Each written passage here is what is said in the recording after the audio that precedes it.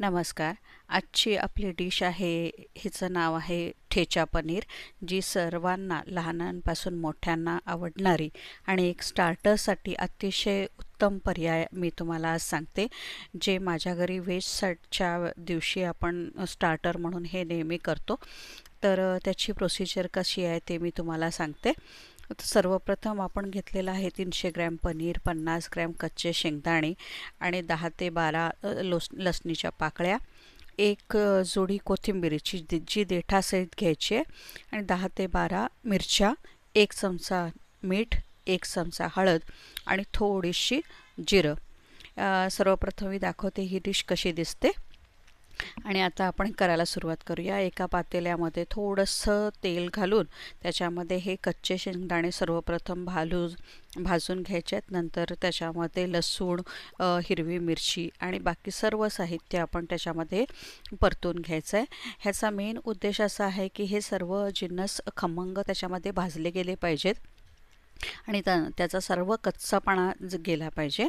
आणि हळद, मीठ आणि जिरं त्याच्यानंतर घालायचं आहे आणि असं 5 ते 7 मिनटं आपण परतून घेतल्यानंतर हे त्याचा एक छान वास यायला सुरुवात होतो, म्हणजे आपल्याला समजतं की हे झालेलं आहे.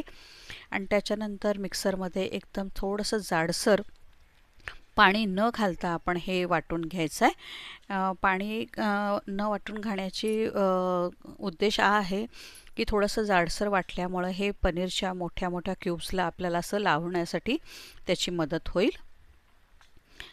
कारण थोडंसं पाणी घातलं तर ते पनीरमधनं ते मॅरिनेशन निघून जाईल.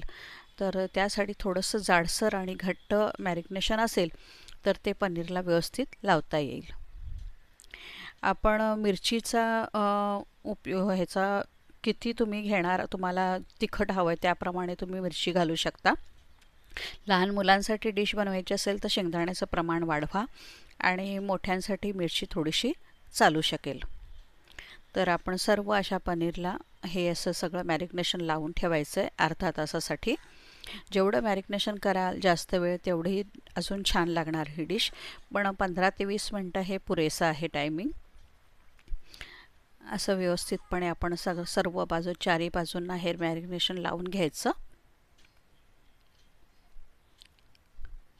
अगदी व्यवस्थितपणे लागतं त्याला ते.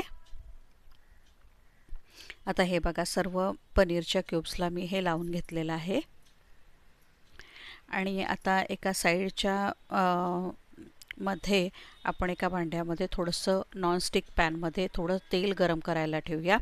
तेल थोडंसं जास्त गरम झाल्यानंतर हाय फ्लेमवर सर्वप्रथम आपण हे पनीरचे क्यूब ठेवायचे आहेत. एकदा पनीरचे क्यूब्स प्लेस झाले की मग आपण गॅस परत बारीक करायचा आहे आणि हळूहळू चारही बाजूने आपल्याला ते छान गोल्डन ब्राऊन होईस्तोपर्यंत आपल्याला हे शॅलो फ्राय करून घ्यायचं आहे. जास्त तेलाची गरज लागत नाही आणि नॉनस्टिक एवढ्यासाठी की ते कधी आवरण थोडं निघू शकतं, कारण पनीर हा अतिशय डेलिकेट गोष्ट आहे, त्यामुळे नॉनस्टिकचा वापर केलेला कधी पण चांगला. 3 ते 4 मिनटानंतर आपण ते थोडंसं उलटं करून घेऊया. आता बघा हे कसं झालेलं आहे, किती छान खरपूस भाजलेला गेलेला आहे आणि मसाल्याचा खूप छान वास येतोय. तर आपण कोणत्याही ड्रिंक बरोबर आपण ते सर्व करू शकतो. मी तो मोहितो घेतलेला आहे. तुम्हाला ही माझी डिश कशी वाटली नक्की कळवा. Thank you for please subscribe my channel.